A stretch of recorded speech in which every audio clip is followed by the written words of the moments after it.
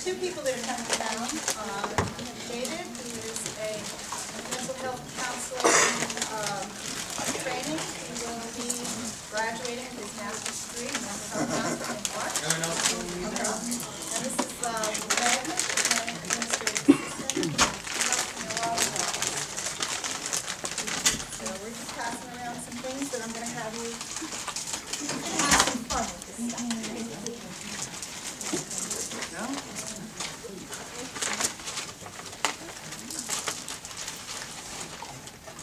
Now Mag is passing out some little stones, and the reason that she's doing that is because I believe in positive affirmations. And one of the things I like to do in my office is to have my clients pick a stone or pick something that they can actually think about throughout the session or after the session through the week. Some of the words on there may be like courage, strength, hope, joy, whatever. And sometimes it's good to just have a little remembrance that, yeah, I'm strong. Yeah, I have some joy still in there. There's some stuff going on, but there's some really good stuff happening with that thing. And these are just some little reminders that you can keep in your pocket, keep with you, or put it on your nightstand so when you wake up first thing in the morning, you can say, yeah, I believe this about myself. Okay, so my name is Jane Simmons, and I am a licensed mental health counselor in Naples. I own Peaceful Mind Therapy, and the specialization that I am in is anxiety and stress reduction and management. At this point in time, I'm in a very small office that I share with some colleagues on Immokalee Road here in Naples.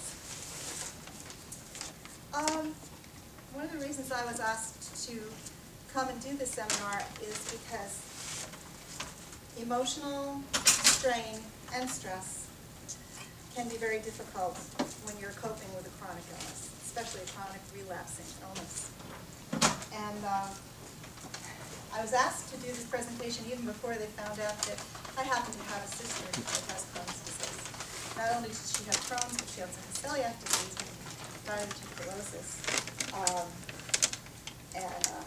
She's coping with it now, but over the years, as she first found out about all these symptoms and had such massive pains and several trips to the doctors and several trips to the hospital, it just got so difficult. And she started to think she was crazy. And doctors would send her home and say, "We just don't know what's wrong." And then over the years, she finally got diagnosed and got put on a good diet and the right medication.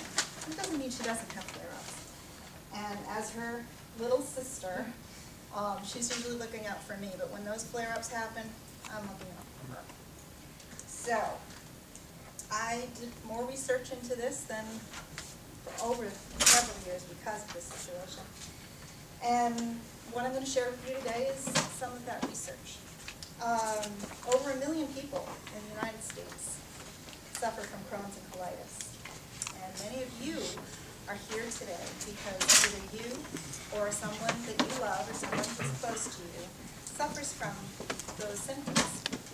You all have something in common. First and foremost, the suffering of the relapsing symptoms of abdominal pain, diarrhea, rushing to the bathroom, and just not even being able to sometimes make it to events that you really want to make it to. And always having those excuses that, I can't make it today or have to back out. And that creates stress as well. But you also have something else in common. You share a hope that maybe those pains and symptoms that you're feeling today will go away tomorrow.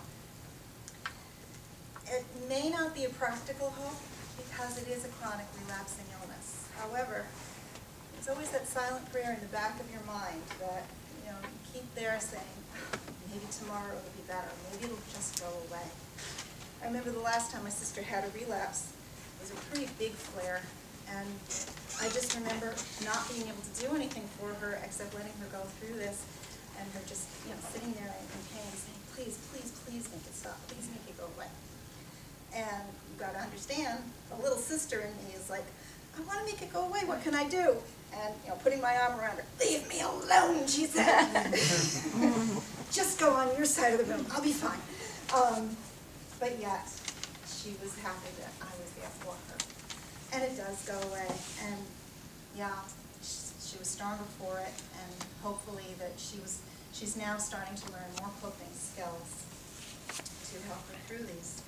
So, just to let you know, that's my journey with my sister. That's my personal story. And each one of you holds a personal story that goes along with IBD.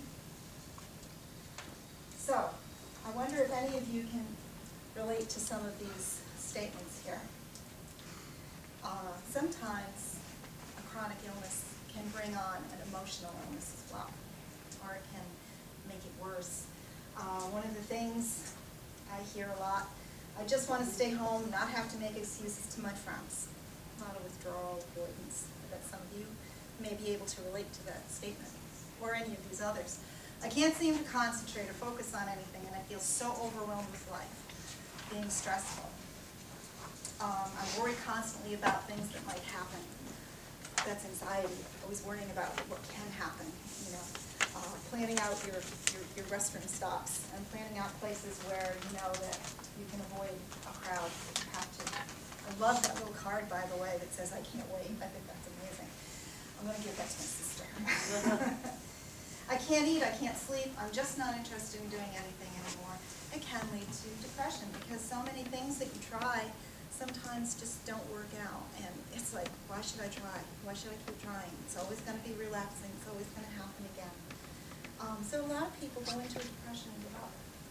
And then another one, this is something that's going to go away. It's nothing that serious. That's my sister.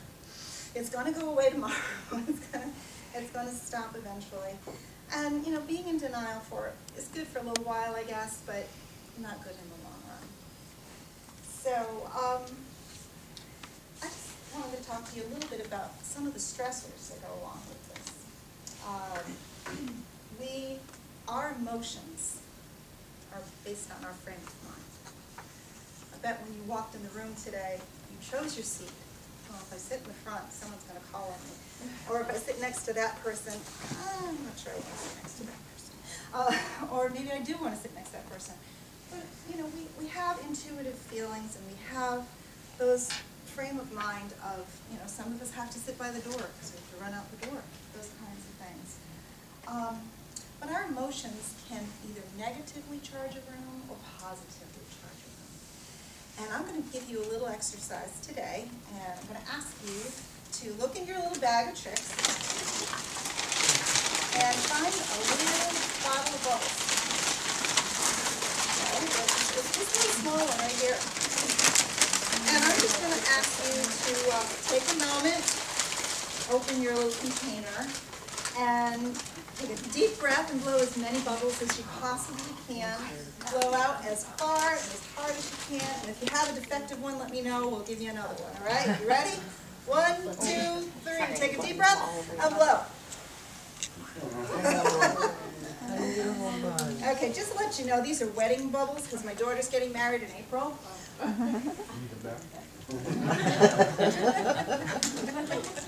Keep blowing. And if it falls on somebody next to you, say hi to that person. Smile at that person. Or share a comment of, hi, how you doing? Hi. Oh my God.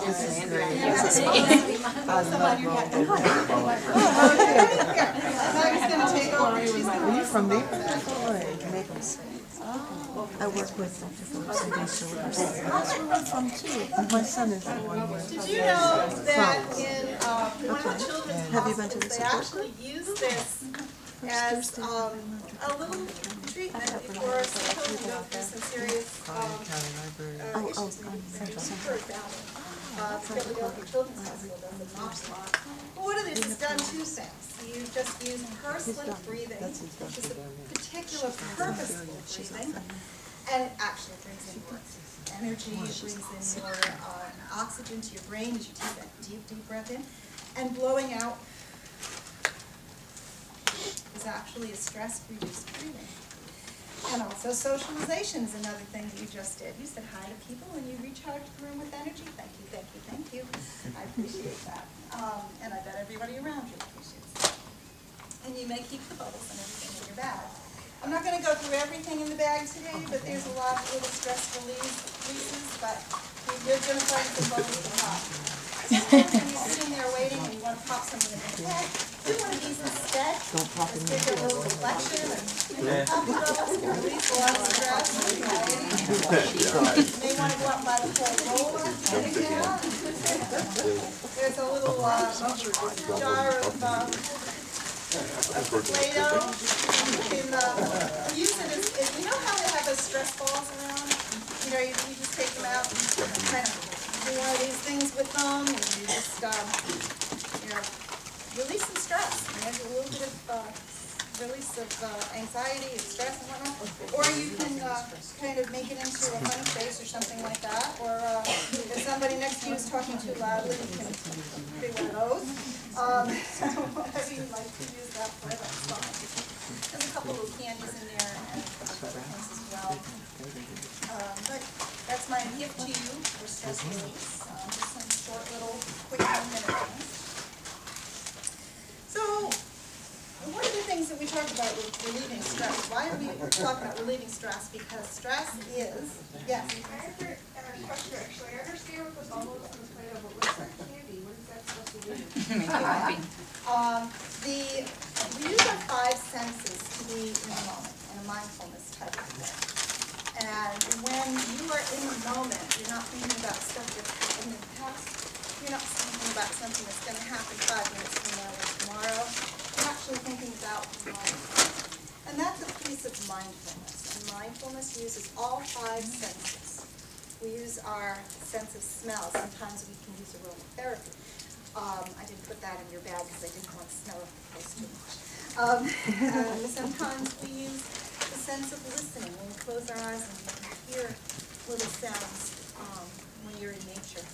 Sometimes when we have the sense of taste, if you put something in your mouth that might be just enjoyable to you, maybe a mint, maybe something, you know, I like chocolate, that's the only reason I put that in there.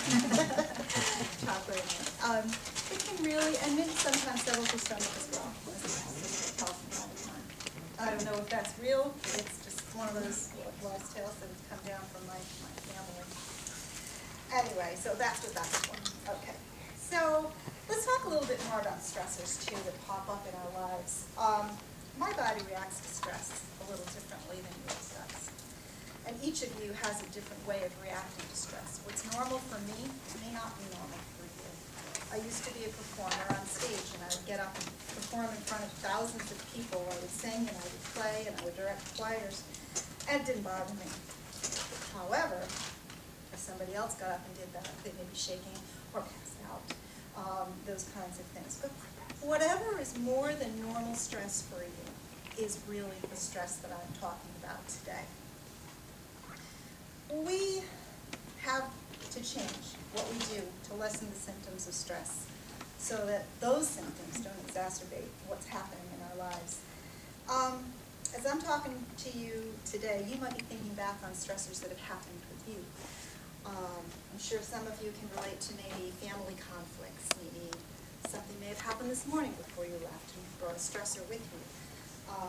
Events, work that piles up, things that just get to you, things that just layer themselves upon layer and the stress starts to build. And sometimes that stress gets too overwhelming. It may be a traumatic event that you've experienced. It may be the loss of a loved one that you've experienced. These are all stressors that are in our lives. So if you think back on these moments, you're probably wondering, how did you get through it? Well, I'm just here to tell you, you're here. You did. You got through it. And I think that means that you're stronger than even you think you are. If you think of these experiences as stress, that can be opportunities to learn. You can grow past them and learn to heal. And learning how to be in the moment, like we were talking about just a second ago, these things become a valuable opportunity. You learn what works, and you learn what doesn't work. You can learn new skills today, and that's what I'm here to tell you. That'll help you overcome the stresses in your life and heighten symptoms of IBD. It's not going to happen by thinking about it. It's a proactive thing. This is why it's an interactive presentation today. So throughout the presentation, I'm going to ask you to do a few things with me to help learn some of those stress reducers. There's a lot of things you can learn to do. You can learn to reframe the situation. You can learn to ask for help. You may need to just breathe, just like we did with the breath.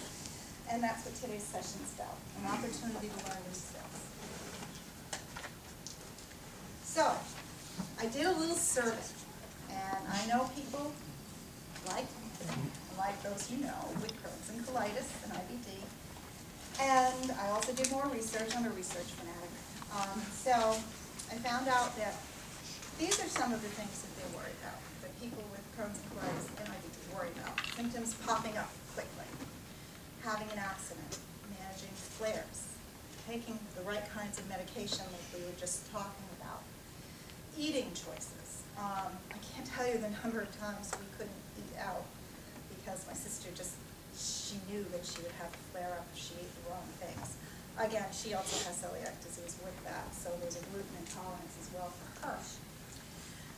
Triggers and stressors, things that make things start up. A trigger is something more of, let me say, something that eggs on an emotional stress. You know, having an argument with a friend or with your husband. I've been married 31 years. God knows how I stayed in that one marriage for 31 years. But we have lasted, and we still hang in there, and we love each other very, very much.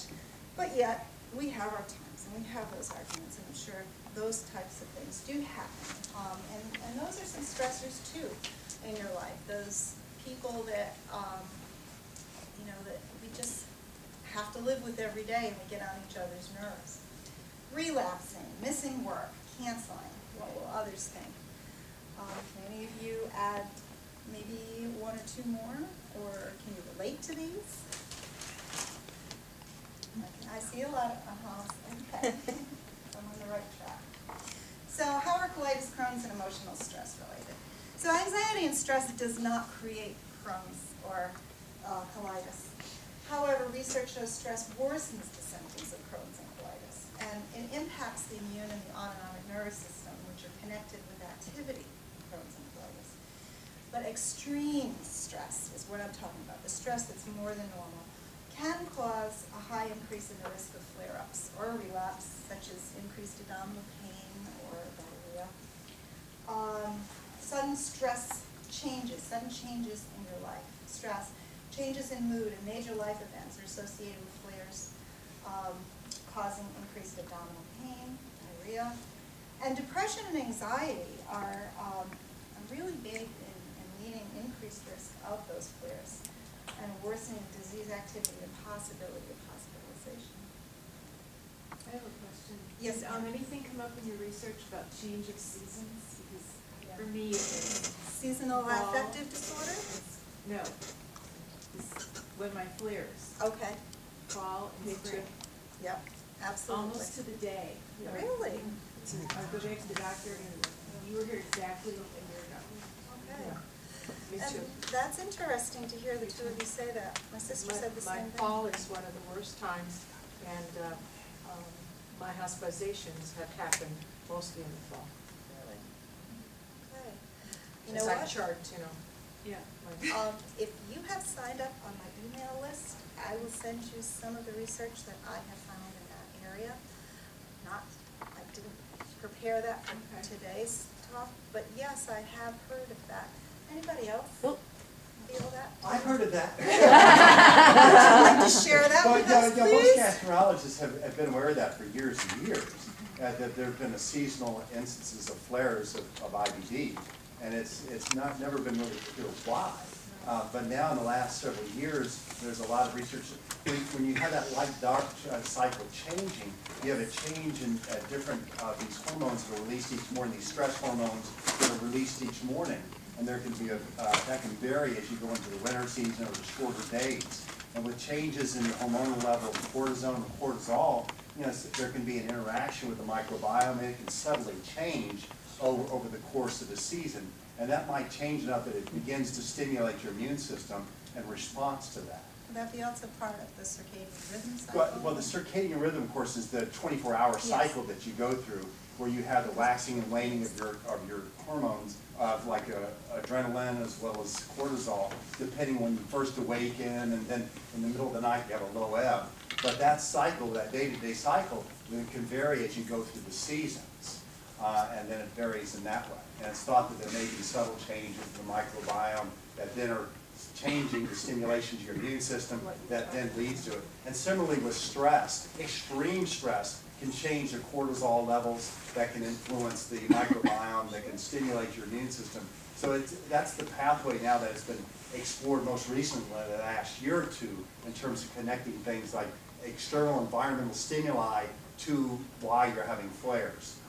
Environmental stimuli like stress or change in the light-dark cycle and so forth. Wonderful to know. I'm so glad you're here. More allergens in the environment. Spring, there's pollen and different things, and it brings, it brings out more allergies.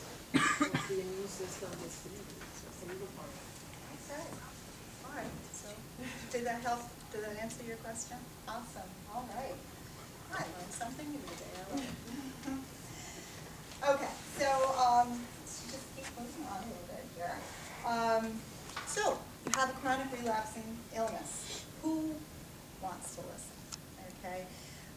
Your social supports are so important. Your friends, your family, and co-workers, people in your community.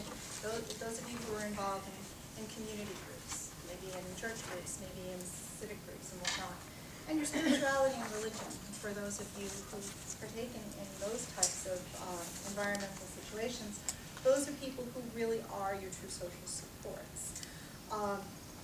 If you act like it's just a common, everyday occurrence for you, then they're going to say that's an accepting thing, more than, oh, I can't really talk about this because then I have to really go into details about all of these types of things. No, you really don't. But your friends want to be there for you. If they're really your friends and they're really your social supports, and your family members as well, they will definitely be very big in helping. One of the things that I have found out in my research is those people who have chronic illness and chronic pain do much better with if they have social supports in their life. I was going to show a YouTube video here about things not to say to someone with Crohn's disease or ulcerative colitis, but I'm not quite sure how to run that here. This is for my first time in this venue, so I'm just going to say to you, ask you, what are some things that you have had experiences with, some crazy things people have said to you when you say, I have IBD or ulcerative colitis? Would anyone like to share? Well, the one I like the most is when they go, is it contagious? Okay. Anybody else? I'm sure you've had some people say, oh, some crazy things to you. You have IBD, Oh, I have IBS, or I had a really bad stomach ache the other day. I'm sure I can totally understand what you're going through. They say that, and then you can say that's just one day of my life. Exactly. I would say. Yeah. Sure. Well, this girl actually has some, her name is Sarah Ringer, and if you go to the website and put in Sarah Ringer and IBD, you'll hear all of those crazy things people have said to her. I think one of the things that she said was the most disturbing was someone told her that she has IBD because of some painful experience she had in her childhood, and that she needed to go through massage therapy and intensive therapy to figure that out, let it go, and then she'll be cured. Okay, great. Massage therapy is wonderful, and therapeutic counseling is wonderful, but it's not a cure. We all know that. So I'm sure you've had some silly comments